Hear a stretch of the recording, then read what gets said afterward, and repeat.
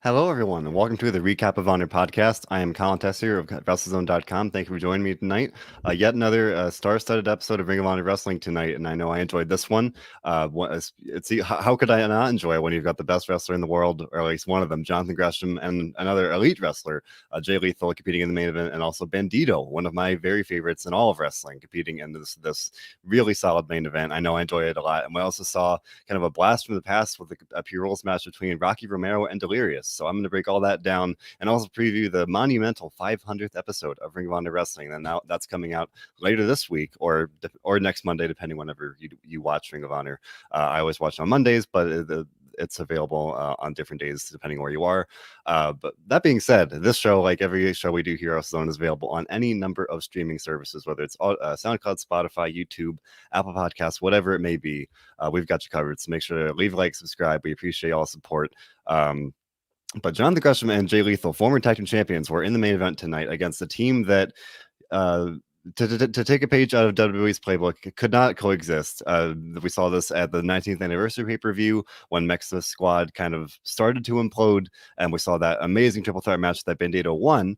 And seemingly they're on the same page again tonight, and you could kind of tell this was a ruse.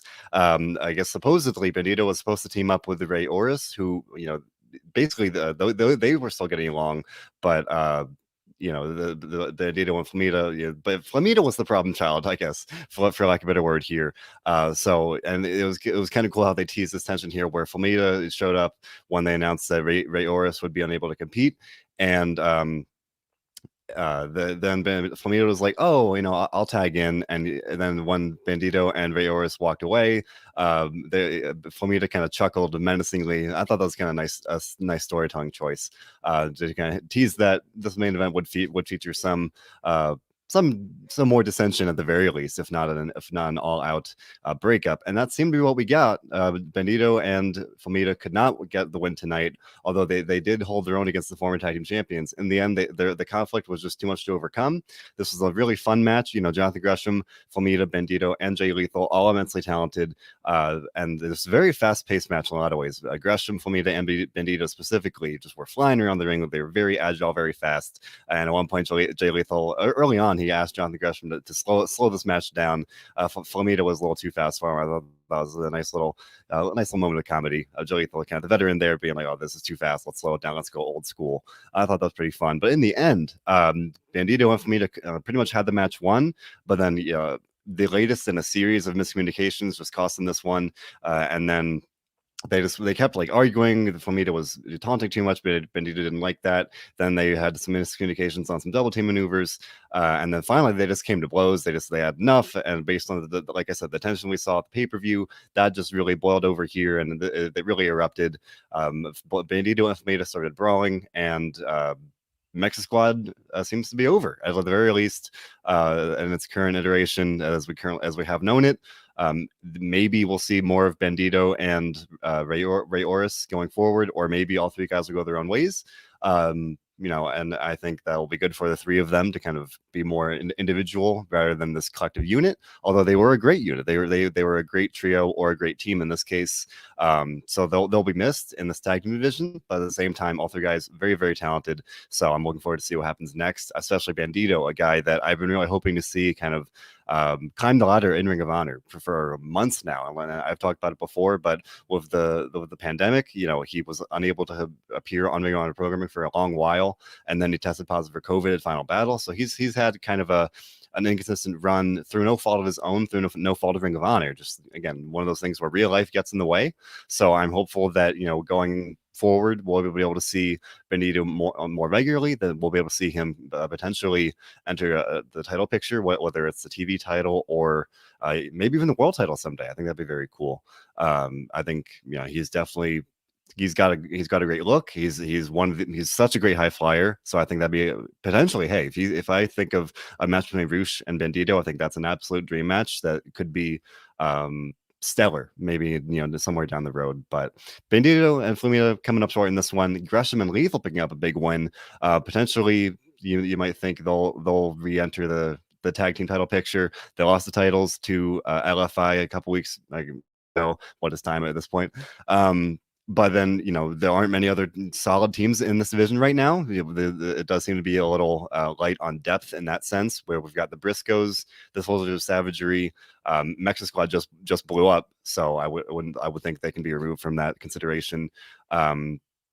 And I'm blanking. LFI are the champions, and we've got this new stable with, or sorry, LFI is not the champions. The Foundation regained the titles at 19th anniversary, so LFI might be hoping to regain those titles. But that is one definite kind of question coming out of this. Like, what is next for the tag team division? Will Lethal and Gresham challenge the titles again at some point soon? I think that's definitely a possibility. But not but the one their own tag team partners or stable mates have the titles, it doesn't make an interesting dynamic there. Like, will we see this inner stable conflict potentially over those titles? But they've held them for quite a while, so I think that I enjoy this main event. No matter what happens coming out of it, I thought this was a great main event to kind of transition into that 500th episode. We do know that Jay Lethal and Jonathan Gresham will clash in a very exciting match for that 500th episode. That will be for the Pure Championship. Gresham is the champion. Lethal will be the challenger. These two guys have a lot of history. They've been in the Foundation together now, but they can renew. They once were pretty heated rivals, so there might be some cool bad blood, but bad blood nonetheless. So I'm definitely looking forward to that for the next episode. But before we talk more about that, let's talk about the opening match tonight, in which Delirious and Rocky Romero competed in a Pure Rules match. Now, this was a shout out to the old school Ring of Honor fans. These two guys, I believe they debuted in Ring of Honor in 2004, which so very, a lot has changed since then in Ring of Honor and in wrestling in general. We know that Rocky Romero has enjoyed a lot of success outside of Ring of Honor, specifically with New Japan Pro Wrestling. And that was what Delirious was talking about in his pre-match promo. He was saying that he knows that Romero has done a lot, even like not in the ring, but behind the scenes. He has a lot of influence in wrestling in general, and he commended him for that. At the same time, something to note, Rocky Romero gave a pre-match promo, and he basically said he's back in Ring of Honor right now. He wants to pick up some wins, and he wants to potentially win some gold and kind of push Ring of Honor into this spirit of collaboration between wrestling companies. And I thought that was a really intriguing kind of suggestion, at the very least, and especially because you would assume that Ring of Honor, the management knew he was going to say that, so you would think, is this something that Ring of Honor wants to do? Is this something that could be in the works here? Of course, we've seen All Elite Wrestling, Impact Wrestling, some of these other NWA, these various companies working together. And as a Ring of Honor fan, I've been thinking, in some ways, I do want to see Ring of Honor get in on that. Not necessarily in the same way. We don't necessarily need to see some of these guys popping up on AEW Dynamite, but I definitely have been hoping to see some more of this. Talent trading and the collaboration. It's been proven it's good for wrestling in general. Ring of Honor necessarily need it in the sense that they've got a great roster. I've talked about this before, but at the same time, I don't think it'd be a bad thing at all. So Romero won this match. So then it was a very throwback, pure World Wrestling match. We've seen these many times since Ring of Honor restart. This one was definitely even a throwback of a throwback. This felt like a very old school Ring of Honor. These two guys have a lot of history, so they kind of played on that, and at the same time, just that real spirit of competitive pure wrestling. Pretty much the lifeblood of Ring of Honor that has been that style. I'll say dating back to when these two guys debuted in 2004, and maybe even more so now since Ring of Honor restart. Ring of Honor has really leaned on that, of course, with the pure tournament, and we've seen pure rules matches pretty regularly.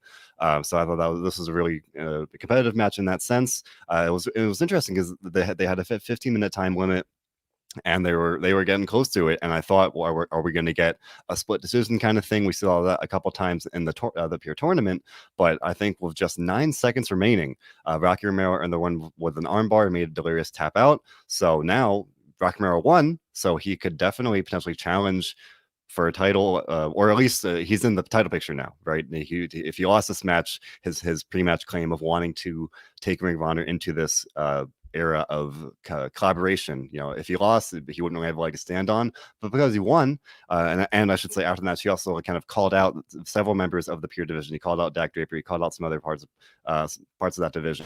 And so maybe you think that we'll see more of Rocky Romero, and like I said, potentially Ring of Honor getting in on this spirited collaboration. I think that's very exciting.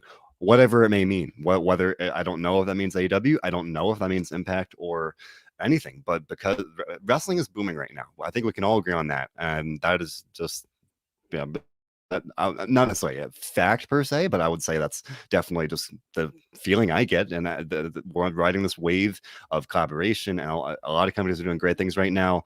And we've seen, I will to point out what like Romero said, not just him coming into Ring of Honor, we've seen Ring of Honor guys on New Japan Strong. Brody King, I'm gonna blank. I think Ray Orris has competed there as well. Several Ring of Honor guys, Bateman, I believe, as well. Are competing on that show. So there is some there's some ground for that collaboration there. A friend of the show, Nando, saying he'd love to see Jay Lethal on TNT. I think if we do get this collaboration at some point in the future, let's say in the next 2 years, maybe, like if we're thinking this is more of a long-term thing, Jay Lethal makes a lot of sense. He is one of the most recognizable guys in Ring of Honor, and from a casual fan's perspective, and also from the perspective that Lethal is one of the top guys in Ring of Honor because he's been a world champion.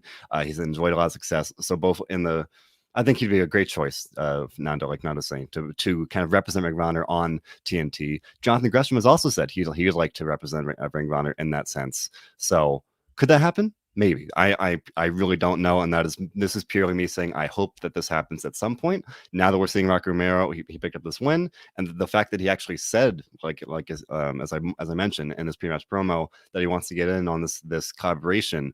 I think this could be in the works, or maybe this is all just a ruse. But I think I'm hopeful, and I'm very curious to see how this plays out going forward. So enjoy a very, very solid show, a really nice, fun main event with Bandido, Flamita, Jonathan Gresham, Jay Lethal in there as well.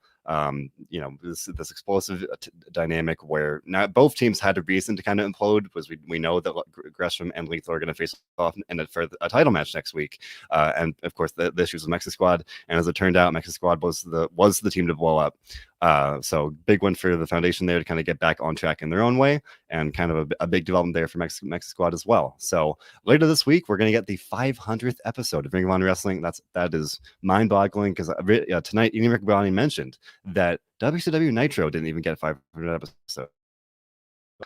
500 episodes really is something special. So hats off to Ring of Honor. We'll talk about that more next week when I review the show itself. But it's going to be a great show. The main event will be Mark Briscoe versus Jay Briscoe, two brothers. So much history, both in their wrestling careers and not. They've got both definitely that natural personal connection there. Needless to say.